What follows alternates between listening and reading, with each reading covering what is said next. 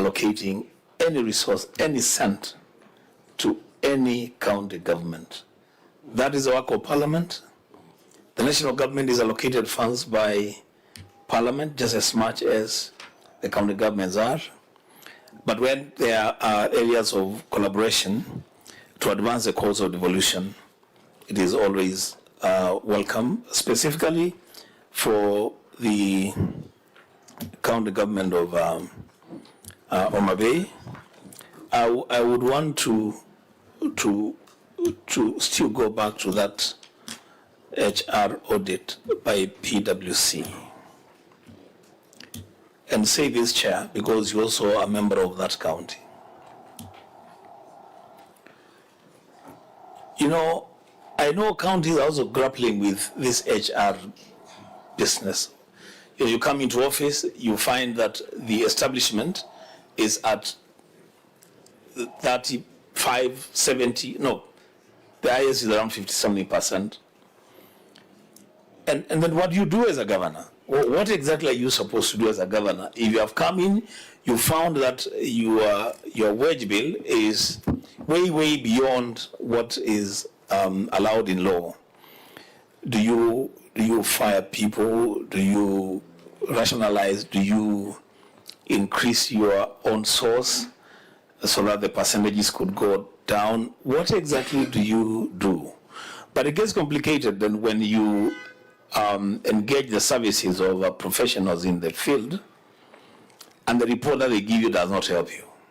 It becomes very complicated. Governor and your team, I hope that you'll find your balance on that HR issue. And yes, like the rest of us, I wish you well.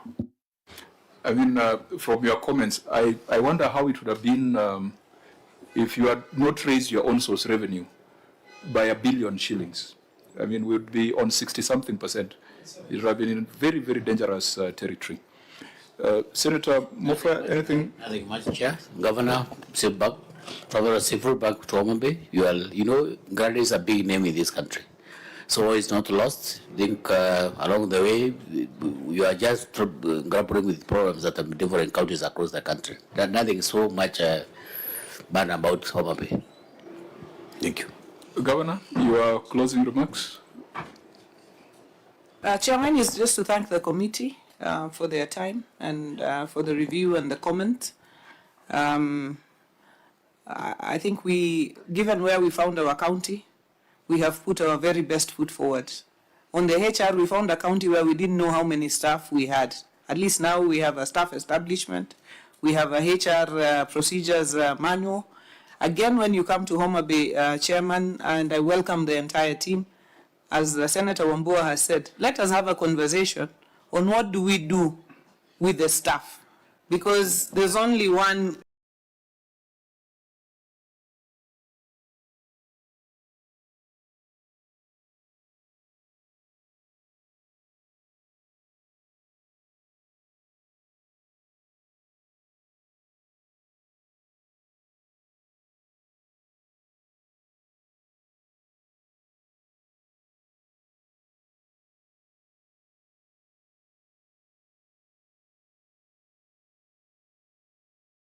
way, and the way is rationalize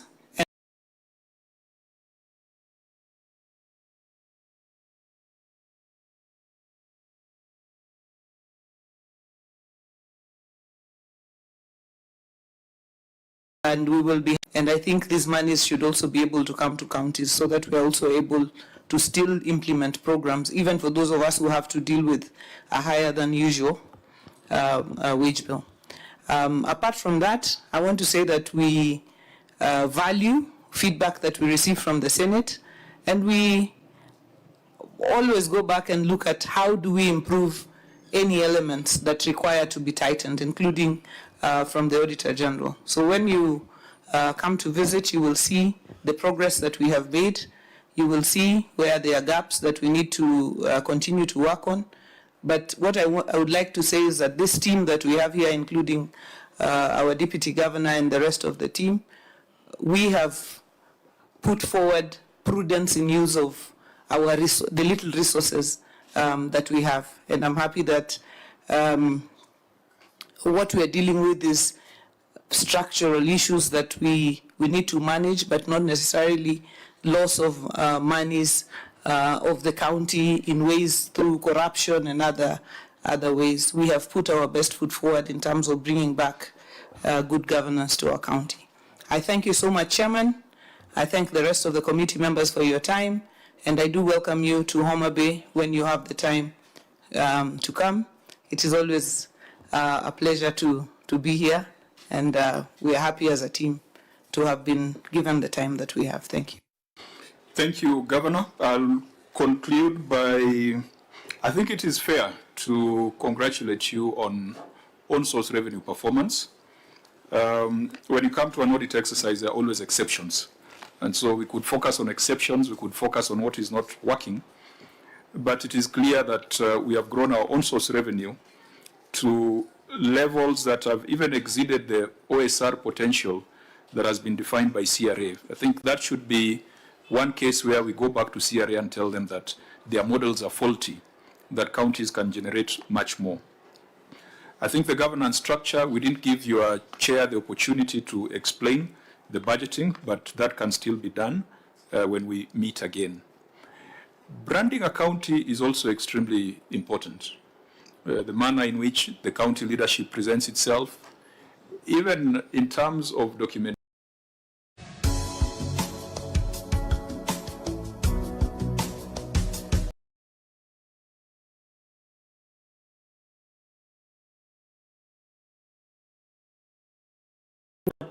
You from the raw data that were provided through financial statements that the entity provided, or what was the essence? That because the governor now is saying there is a report they did and they were paying as per that report, yet in the OAG report, where is the nexus? Maybe the OAG can go first and then the governor through the chair. Okay. Yeah, so let's understand the process and then confirm whether it's in line with the court ruling in Kitale. So, but that should be described by the governor, isn't it? Whether the OAG participated in the entire process. In the verification. Yeah. OAG? Sure, we didn't participate through the vetting of those pending bills, especially for the contractors. Okay. Governor, what was the process that you instituted? Yeah. Chair, we, as many counties did, we did institute a task force, which I appointed and gazetted, that made a public call in the newspapers for anybody who had pending bills to submit. The committee was made out of senior, auditors and other very senior professionals. All the contractors submitted their bills, the ones that, and you are told to submit bills and documents, which they did. The audit committee then looked through the documents. They also took the documents from the county that were there. They looked through all of them. They went round the projects. If you say you did a road or a toilet or whatever it is, they went round and checked all those projects. And I think they were able to go around to about 85% of the projects. Then they did a report, which was made public to the contractors. And then there was an appeal window that was also given for contractors who felt that their contracts were ineligible. This was done together with our internal audit department. And I wanted the attorney to speak to the issue of the case, because I remember when we were back here in the Senate when the issue of the case came up, but we had already concluded our processes by then. But attorney, please intervene on the case and how it affected our process. Before attorney comes on board, so what was the number that was deemed to be ineligible before attorney talks to the process? I don't have it off the top of my head, but I want the team to get it from the report. Okay, then the attorney can proceed as they verify that. Thank you very much, Chair. Chair, I want to point out that This task force was appointed way back. It must have been in late 2022, just immediately after Excellency took over office. That was way before the decision on Kitale was handed down. Chair, even after the decision in Kitale was handed down, Chair, when we were here before you last year, I think, we had a debate on this matter as well. And Chair, you remember the direction was that, yes, what the court in Kitale said was that the issue of verification as to the viability of bills lies with the audit process. Now, at the time, what the court said is that that has to be done by the external auditor or the internal auditor.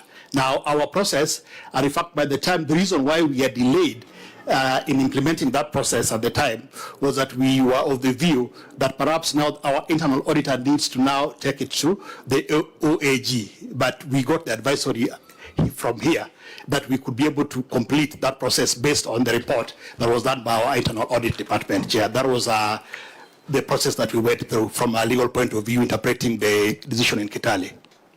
So do you have the figure for what was ineligible? Yes, Chairman. What was ineligible was 1,094,796. 1 billion? 94,796. So from where you sit as a CEO, because I think we are in agreement that there is no other institution or body that is better suited to determine what is eligible and what is ineligible at the county level, or beside the governor, with the oversight of the Office of the Auditor General. So why are we still having this conversation over the 1 billion if your processes have established that they are not valid claims? We have made it very clear. We have made the report public. So those who continue to, this I just mentioned in the context of some of the people who may still be claiming to be having pending bills, yet they know very well that when they go through the report is voluminous and public. Everybody who submitted their claim is in that report. And the reason for ineligibility is also given. So we are not entertaining any ineligible costs. I only mentioned it in the context of some people who are still agitating, but on the basis of ineligible bills. But according to us as a government, the bills that we have are the ones that were declared eligible by the committee and our internal audit processes, as was guided by this committee. Thank you. Okay, Senator Vice Chair. Yeah, Chair, my question would be to the governor on the challenges of not paying these pending bills. The list that is provided here is a list of eligible pending bills. I'm looking at the list, Chair, and I'm looking at some very small figures dating back in 2023. Like there are some small mechanics who run garages, like it's not paginated, but it is in... Is it in the payment plan or in the outstanding... in 5B. 5B, outstanding list? Yes, in the outstanding list. Now it's not paginated. I will not verify you or the actual page. They are raw numbers. But there's a garage called Gamba Motors Garage, which incurred a bill on 30th October 2023 for a motor vehicle repair, and they're supposed to be paid 8,944. 8,944. This must be a Juakali mechanic. Up to now, he or she has not been paid. The next one is Veme Auto Spares and Services. He's supposed to be paid 362,000. And so many others, 45,000, you know. Governor, what is the challenge? Because in this year under consideration, we had met our revenue target in terms of on-source revenue. And so in the subsequent year, we would have done even budgets supplementary budgets and paid these people. These are very poor people in Homa Bay. What is the challenge here, Governor? Governor, the small, those very small bills. Yeah, I agree. And I believe that these are eligible. These are not eligible ineligible. bills. So there's no question as to their authenticity. Yes, these are eligible bills and that should have been paid. As you realize, Chairman, through you, we did pay bills up to 642 million in this last year, and the fiscal space only did allow that. What I want to agree with you on is we should prioritize the very small bills and finish with them, which is what we are also trying to do. The very, very small bills, finish with them and you move. The only thing sometimes is a bill like 8,000 should be sorted at the departmental level using departmental operations. So sometimes somebody has processed it, yet it is a bill of 8,000. That means that a department has taken their car to the garage. They have a departmental operation that they should use to clear that kind of bill. So we should prioritize the smaller bills. That is very, very well noted, and that is what we are trying to do. But in this last financial year, we tried to pay the 642. The fiscal space is what is the challenge. And I think this was just a random observation by the senator from Taita Taveta. But if this is a Gamba Motors garage that I know, is the proprietor recently passed on? I think so. So it is very sad that. I hope not. but it's. I mean, so the small claimants really should be prioritized. I think, Chair, what the governor is saying, I think we should put emphasis on it. I know there could be that challenge of the aging analysis, that yes, it could be little amount of money, but just incurred yesterday, but there's huge amount of money incurred many years ago. But honestly, for small bills like these ones, you could just make a policy that for bills below this amount of money, just clear those bills. You don't have a garage owner, sitting outside your office, claiming to, waiting to be paid 8,000 shillings. Then they actually pass on before they even get the money. Yeah. It's not a good thing.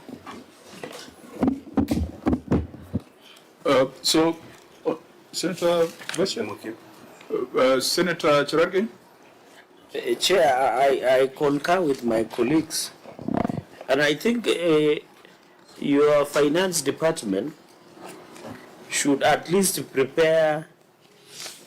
I've seen you have prepared how you will pay your pending bills, but why don't they prepare and prioritize the small bills? Because at the end of the day, so that you pay these people who are being owed 40,000 shillings, 50,000 shillings, 8,000 shillings. This governor issued 64,000.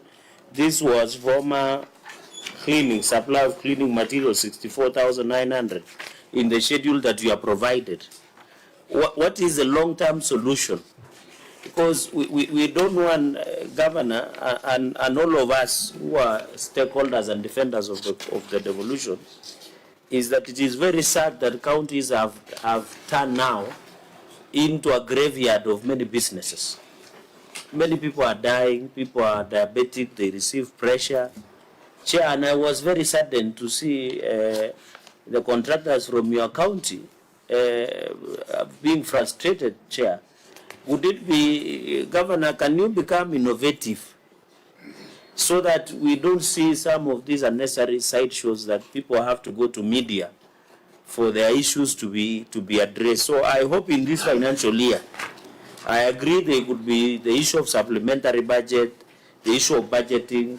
But now that you are meeting, I think one of my colleagues have noted the own source revenue targets, you are meeting them. This should be easy for you to ensure that you dispense of the issue of pending bill. So, Governor, at least when you go back, this, I know most of the contractors in our counties are organized. At least with your finance department, can they give a breakdown and tell them that you need, these are your people, tell them that you need to pay the smaller bills of 64,000, 100,000, then people who are being owed millions and millions of shillings, then they can be paid.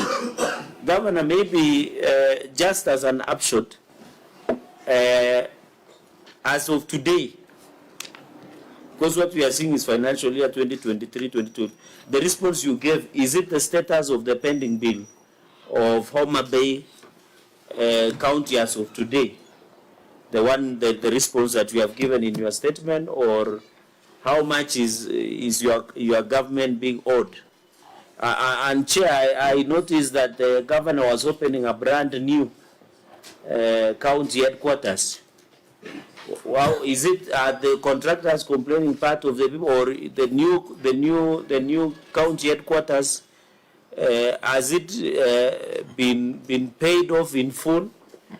Because I really want to know the difference, because we are trying to bring the comparison between, was it Akuba, the man who used to become sick when he was supposed to appear before Park, but you see him in BBI rallies dancing like never before.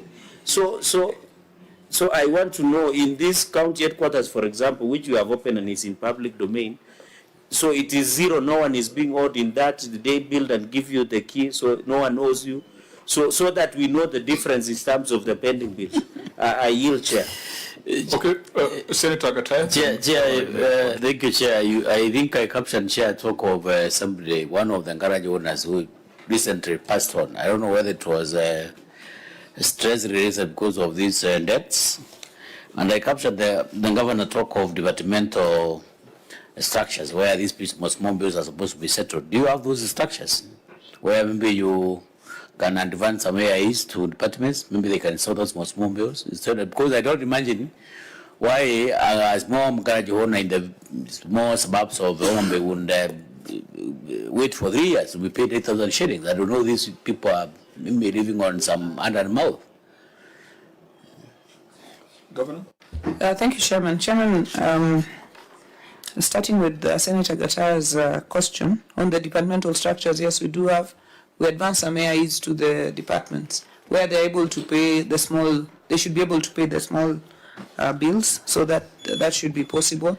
And Chairman, the pending bills question, I think it's a national question, and it's a problem that we are facing, that we have to deal with through engaging with our associations, which is what we have been doing continuously, engaging with the association of contractors and continuing to draw plans through which we can pay the bills to the best of our ability. In terms of the county headquarters, it's a current bill. We have an agreement for which we are paying for the county headquarters. It's not a pending bill, it's a current bill, and we have paid quite a bit of it, and we continue to pay for it. It's not a pending bill. Thank you, Chairman. Yeah, so just to Chair, maybe before she leaves that, who is this? Why don't you just disclose who financed, maybe before Wambua you come on board, who financed the construction of the county headquarters? And Chairman, would you be kind enough to provide the contract engagement with the provider, whether the financing or financing that did the county headquarters? There is a substantive issue in this report about the county headquarters, which we are coming to. We can deal with it at that point. Chair, we can chew the gum as we scale the stairs. It's okay. We'll end up mixing issues and get lost. So let's. She can hold that one. Yes, she can hold that one. We deal with it there. Senator Wanga. Chair, because I have heard the governor say something very important about our pending bills. And I agree with her that this is a national problem. It's a big problem. So Governor, from where you sit, because you're also a national leader, is this situation getting better or is it getting worse? The bills are the issue. I think we need a national discussion on the pending bills question. We have the team that was auditing the national pending bills and some that have audited ours. We have made proposals, for example, if we could have even bulk payment to counties so that we are able to sort the pending bills that have, existed, and then we can, over time, on our equitable share, it can be retained so that we can create circulation of money in the economy. I think we have to look at the budget in question and whether we meet our on-source revenue targets according to budget, so that we're able to resolve the issue of the pending bills. It is a big question. I think we are, I don't know, I think we are where we are where we are with it. It's a big question. You know, Chair, I ask that question because, honestly, and these are conversations we can have as leaders. Pending bills are incurred within budgets. You know, governments have budgets. They run budgets. So by the time that we are saying a single county government has a pending bill of 1.5 billion Kenya shillings, which in some cases is even more than their annual expenditure on development. So how do we find ourselves there? I hear in Nairobi, Chair, and we are not auditing Nairobi, but I hear in Nairobi we have now over 107 billion Kenya shillings in pending bills. So when we say then the National Treasury should perhaps advance some money to counties to offset pending bills, how do we even get there in the first place? Governor, I say that because when I look at the pending bills for Homa Bay, and it is a case for any other county, and every contractor in town is complaining, you know, I have not been paid, you know, I need this money to be paid. But a determination has been made by your county and other counties that what you are claiming is not eligible for payment. How do we get out of this problem that we have found ourselves in? It's a big conversation, I agree with you. Governor, do you want to respond? But that was for emphasis. So the facts are as follows, that you had 1.19 billion as pending bills. You have paid 620 million. 620 million. Auditor General, that's verifiable, that they have settled 620 million out of the 1.19 billion. Yes, Chair, that's verifiable. So that leaves a balance of 571 million. Yes. And you have a payment plan for that runs into 5 quarters. Why 5 quarters and not 4 quarters? We were looking at the fiscal space in the year 25-26, and we were able to accommodate all of it, less 148 million. So we will accommodate 148 million in the first quarter of 26-27. Thank you, Chair. How do you provide certainty to the suppliers? Because so how do I know if I've got a pending bill, whether I'll be paid in the financial year 2026-2027 or in the first quarter of 2025-2026? How do you manage that? Because perhaps that is part of the problem that is causing some agitation. Nobody knows when theirs will be paid, yet you acknowledge that they are going to be paid. What we're going to do with this payment plan, according to how we've agreed with the controller of budget, is on an aging basis for their bills that we had earlier as we go to the ones that we had later. That is the arrangement that we have, and we have provided even the names of the contractors to the controller of budget, the specifics. Because the document-headed payment plan is not really a payment plan. It's a listing of all the pending bills, starting with a very curious figure of 450 million. 450 million. You've seen that? As bank overdraft for salary. So the question is, how much of this relates to statutory deductions? SACCOs, KRA.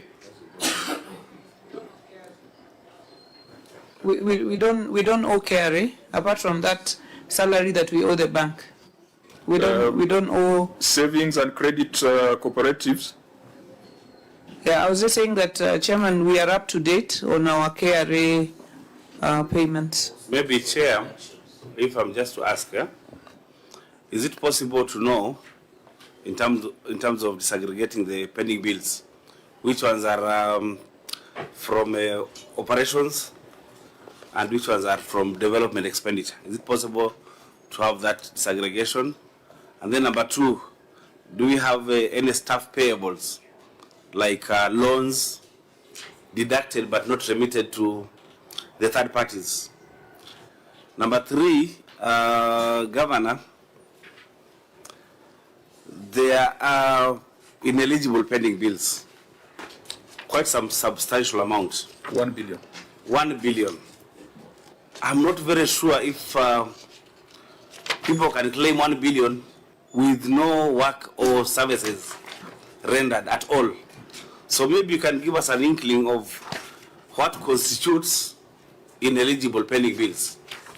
In 2019, I think, or 2020, we had a county saying that they have ineligible pending bills, but when you go on the ground, a hole has been constructed. Maybe what is just missing is an invoice. An invoice can miss because procurement officer or an accountant has decided to just remove it from the file. Did you give them opportunity maybe for reconstruction of those documents or of the files, so that if a building has been done, a project has been done to the specifications, and it is there for use by the poor of Homa Bay, then that person can be paid that bill? Thank you, Chair. On the Vice Chair, for example, and thank you for bringing that up, Governor. If a road was done in 2021, 22, or 22, 23, and that road somewhere in Kaspul, there has been heavy rains. So they put maram and what have you. But when your committee, verification pending committee, visited the road, the grass has overgrown because the rains have been heavy, it has been swept off. And you know, members of National Assembly where you serve sometimes are mischievous. They have put their billboard to say this road is being done by Kera. Your contractor. How do you prove such? Because for some people or some of your businessmen, for example, in your county, Homa Bay, the county of endless potential, to claim 1 billion that you have given us and zero, was it 1 billion and something, and some cents, or to come up and say we are being owed by the county government of Homa Bay 1 billion plus. Governor, did it at some point strike you as, did it not disturb you? Or what was the basis of the report as the Vice Chair has asked? Is it because maybe an invoice was missing, or when your people went on the ground? For example, you have sub-county road engineers that are supervisors, or there were no reports, or there were no certificates of completion. What constituted your committee for saying 1 billion is ineligible? Was it what is it, Chair, so that we can get the picture? Thank you. Governor, a brief response. Thank you, Chairman. In terms of what constituted ineligible bills, a big part of it was legal, where we had a company like, I think, Nyauke and Co. claiming about 150 million. But when we looked at the committee looked at the cases, no appearances were entered by the lawyers. The cases were lost. So a lot of those were considered ineligible. When it came to projects, when the committee went round, they didn't stop at a road being washed. They asked the community, when was the last time this road was done? And they just asked around, and this was a very independent committee from us. They asked, the non-people said, no, we've never seen any tractor on this road. And you found contractors providing 2, 3, 4 contractors providing the same picture of a excavator at site. It is provided for this road, it is provided for that road, it is provided for the next road. So when the committee was looking through, they showed us, when they were presenting this report, some of this evidence that was provided by contractors. They were just the same evidence being provided for 3, 4, 5 roads, showing that there was already a problem with some of those. So they were very thorough. And when they called out on the newspaper, people came and brought all. So when you asked for any evidence, some did not have any evidence of having done any work. And also when you went to the ground, there was no work. There was a case where a contractor even took the committee to a GAF, a toilet I had built using GAF during that time, and they said this is the toilet that I built. But they could, when they asked, they could see clearly that it wasn't a county government project then. So, Chairman, those were the committees, and then the contractors were provided with an opportunity then to appeal, you know, to come back and say, I really did this project because of A, B, C, D. But now where there was completely no documentation, there was nothing else, no legs for the contracts to stand on for us to pay. Otherwise, we would still be back before you, Chairman, without legs to stand on for making payments, because the auditor would still flag them out. I think the position of the Senate is that where counties have gone through a process, particularly where the internal audit is involved, and maybe with some oversight from the Office of the Auditor General, and established that certain claims are ineligible for various reasons. In fact, we had said, why can't those files be forwarded to DCI? Because isn't that an offense? It is. Isn't it? Why are we treating it as if it's business as usual? If someone is going to claim they built a toilet that the member of National Assembly built, isn't that criminal? So it should not just be talking about striking off 1,094,000. Perhaps the national conversation should be forward the files to DCI for criminal prosecution, for investigation and prosecution, because that is fraud of huge proportions. 1 billion in Homa Bay times 47 could be 47 billion, people trying to steal public resources that could have been used elsewhere. So this committee will concern itself with what has been verified. And what has been verified is a 1.19. What has been paid is 620 million. What is outstanding is 571 million.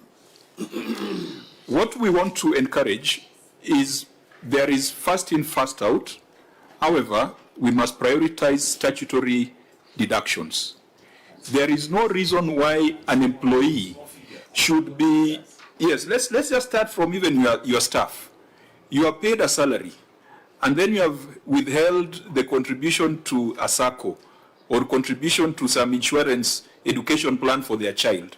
I mean, that would be unjust. So, Auditor General, since you are doing the audit for 24-25 now, please break down or ask the entity to clearly demonstrate statutory deductions that those have been settled. I think what we are seeing in this schedule is 450 million for salary arrears, but there are also small amounts of housing levy fund, 6 million, NITA payment, 368,000, etc. Small amounts. That, I think we must agree with the control of budget, Gashanja, that a county that has got long-standing statutory deductions has no business requesting approval for financing for new programs when that has not been done. I think, Governor, that should be reasonable. That statutory deductions should not be sitting on this list of pending bills for periods exceeding 1 year, or even exceeding one disbursement frame, and the small claims. So, on this, we have seen the payment plan for the 571 million. Auditors confirmed the 620 million has been paid.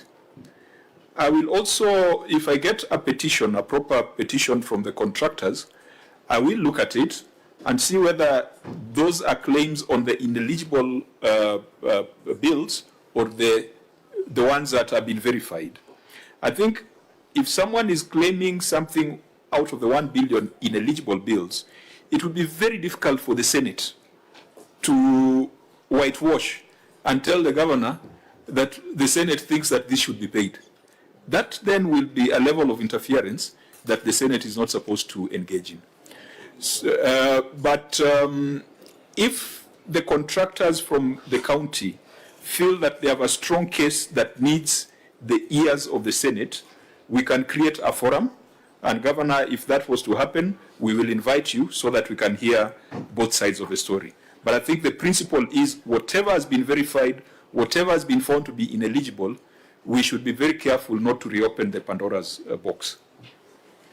Maybe my chair would be to the chair, Public Accounts Committee of the Assembly, if he has cited these figures in the budget.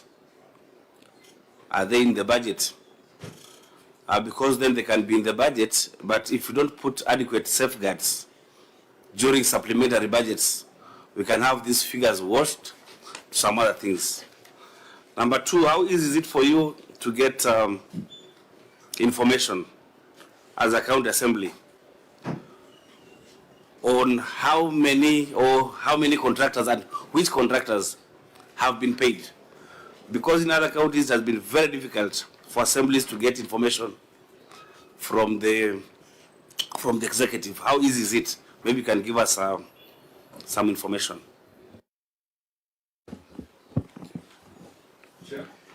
Thank you, Honorable Chair. On the issue of pending bills, I believe at times, I also sit in the Budget Committee. So to begin with, the first question you asked, Honorable Member, Vice Chair, on whether these particular figures are included either in the main budget or in the supplementary. I want to confirm that there are in two consecutive budgets, I've seen these figures included. And for the purposes of the supplementary budget, I can say that we are not yet there. And in the event that we are requested to approve those figures, then we will be doing that after having verified and being given, of course, document to prove that indeed they are pending bills. What I'm saying in a nutshell, Chair, is that now that you say the figures are in the budget, please put adequate safeguards so that in the supplementary budgets, the executive does not remove these figures so that this payment plan is honored for the benefit of the contractors. Thank you, we'll do that. Okay, I think let's move on to the biggest fiduciary risk that the county faces, that is compensation of employees. And so we will deal with compensation of employees. We will deal with, and in that we'll deal with everything to do with HR. I think we'll deal with the issues on legal, and then we will go to one or two of the other projects. And honourable members. Chair, and don't forget my question on county headquarters. Yes. Kindly. Yes, it is. Okay. It is subsumed in the Arujo animal feed question. So we'll deal with it when we get there. Now, Governor, there are a number of specific queries the Auditor General raised that has to do with HR. Honourable members, I want to request that instead of going through specific issue, we first of all take a global view. Now, the global view is that you are using, is it 55% of your resources? What is the exact percentage?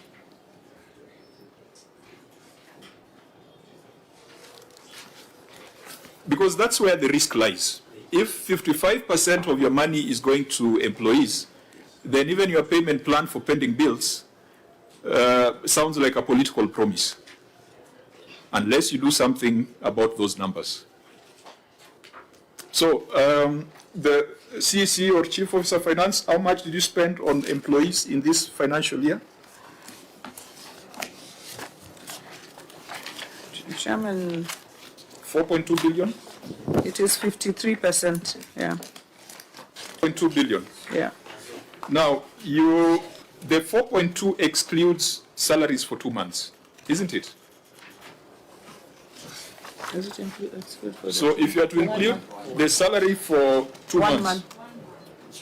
No, your note indicates it excludes May and June. No, just 1 month.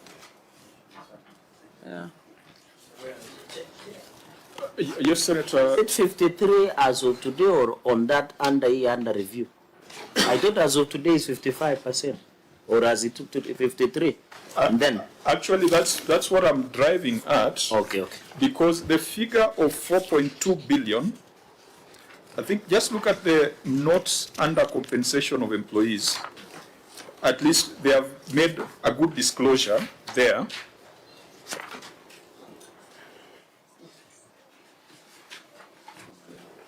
Where they are saying underutilization of 17% in compensation of employees was a result of delayed receipt of funds, which consequently resulted to non-payment of May and June 2024 salaries.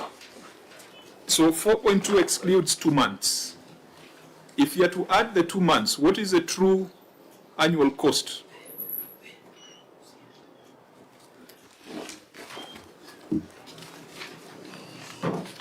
This one the accountant should have at their fingertips, so that we tell whether is it 52%, is it 55%, and then let's look at other counties, how they are performing, and then we ask ourselves what then is special about Homa Bay.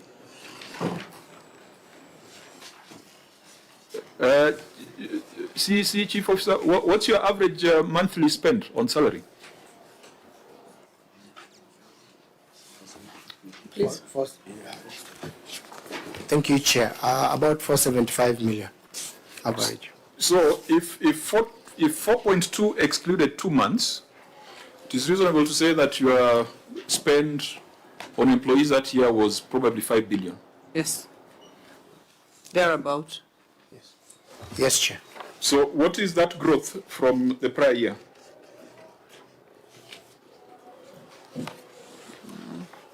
The prior year was how much?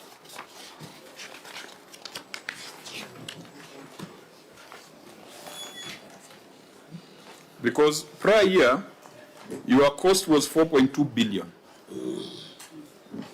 In the year under review, you are probably at 5 billion. So the problem is getting worse.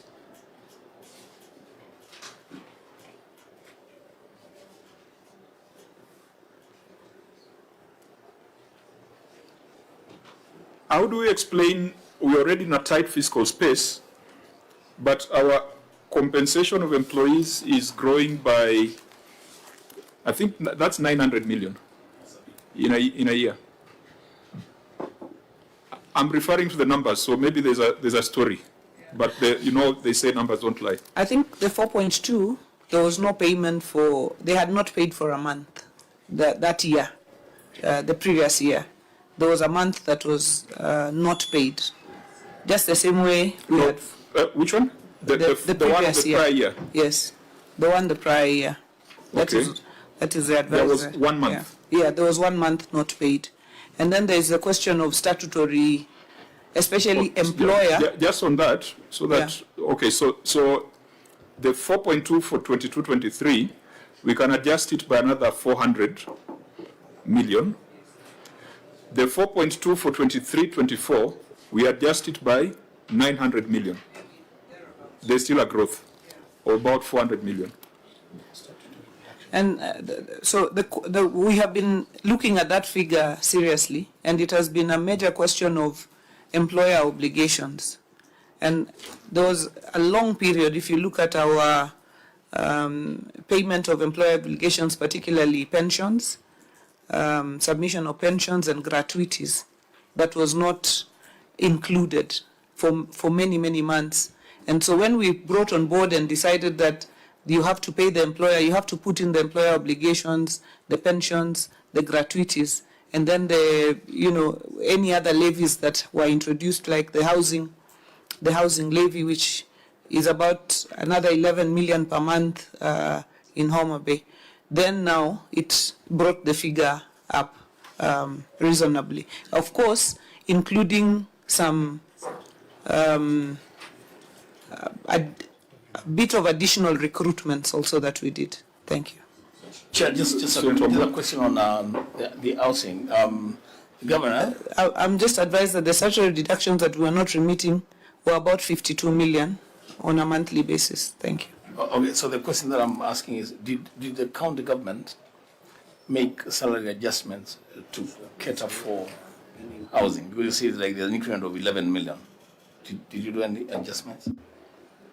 No, this is the employer side, because the levy was imposed and you have to pay it from the employer side, and there was no increase in the equitable share, to cover for that increased cost. It's 11 million per month? About 11 million. That's what. But for the statutory reductions, that should have been covered under pending bills. I thought it is there. It cannot constitute the increase in the amount for compensation of employees.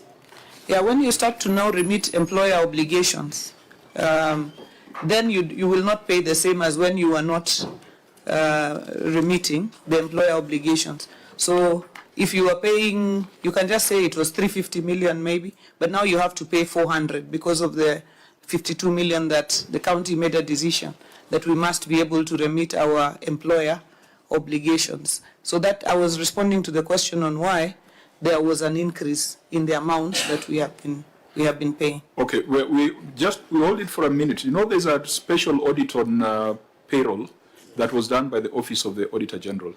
Governor, I don't know whether you have seen a copy of that audit report. A payroll audit that was done across the 47 counties. I think it must be under the Kenya Devolution Support Program or something like that. Have you been furnished with a copy of that report?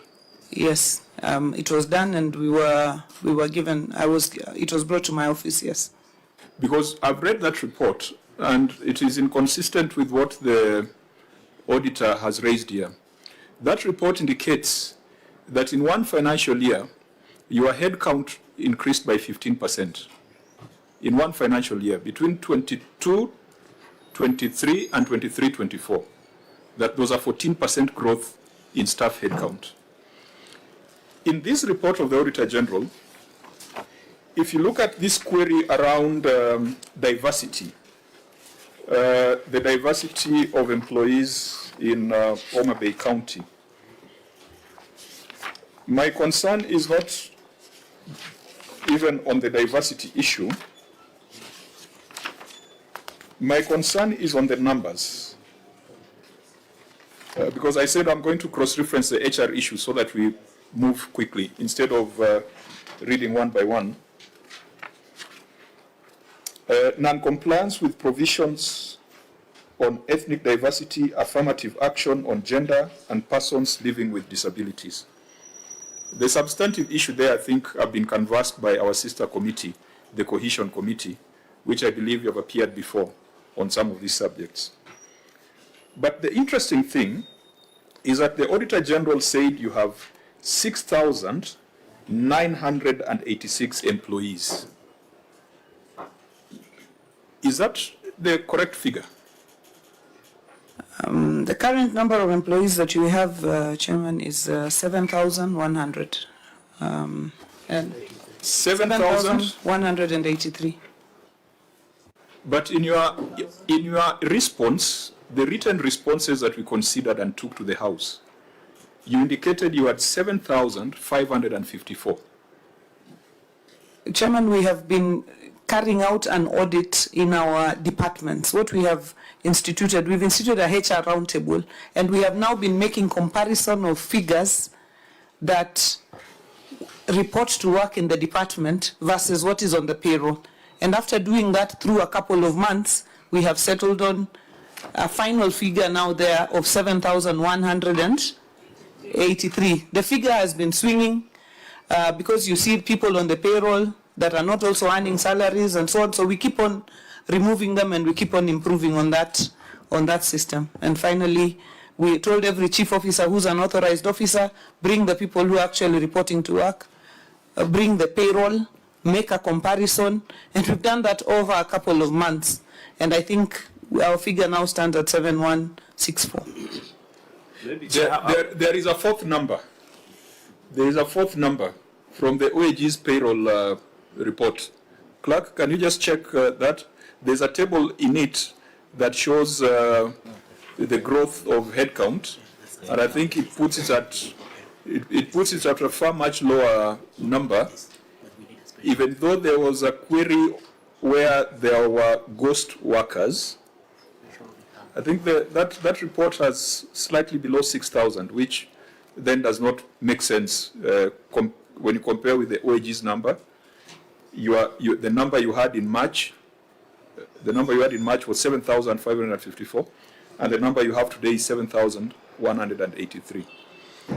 Now, to just a minute, I'll give you the opportunity, but I wanted to propose that since the payroll audit report is very substantive, and Homa Bay is far in the red as far as HR issues are concerned, we could convene a substantive meeting where the governor internalizes the report and does a proper formal response, because it has some observations which, if we take without challenging, will lead us to the conclusion that as far as HR practices are concerned, Homa Bay is a crime scene. It has allegations of staff with dates of birth that are inconsistent with their birth certificates. It has allegations or observations of staff who were called for a physical audit and only a small percentage appeared. I think it would be fair to prosecute that report in a proper formal meeting so that we are not ambushing the governor with the numbers. Chair, But, maybe I can let's ask hear- the only let's hear Senator general Chapman. questions. Governor, I can see the 3% of your work staff are men. What is the challenge? Women of Homa Bay are not applying for positions. Maybe you can highlight that, and the fact that they have elected you. I'm not saying they have elected you because you are a woman, of course, because you are a leader. Number two, on this, just general, because we will, compensation of employees, in this 4 billion plus that you pay and other temporary employees, maybe just you can tell us, are all of them paid through IPPD, both permanent and temporary workers? Number three, in this headcount, I know there are people who maybe have suspended and what have you, and I think yesterday you did suspend HR of Roads Department, who allegedly abducted a People Daily journalist. And Chair, you should be careful in Homa Bay. It could be one of the 1 million ways to die as a journalist. Because if you speak against something in Homa Bay, as a journalist, you are likely to be abducted.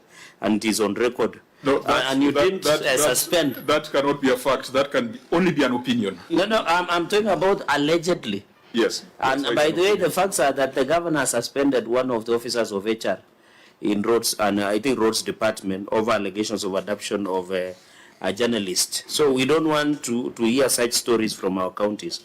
So in this head count, what are the challenges apart from suspension, disciplinary action? What is it that you are facing as a challenge? Just a general overview, then when you come for substantive. So those are my three questions. Whether all the employees are on IPPD, why is it that 83% are men? Where are the women in Homa Bay? And then finally, on the issue of headcount, maybe you can give the general overview. I think.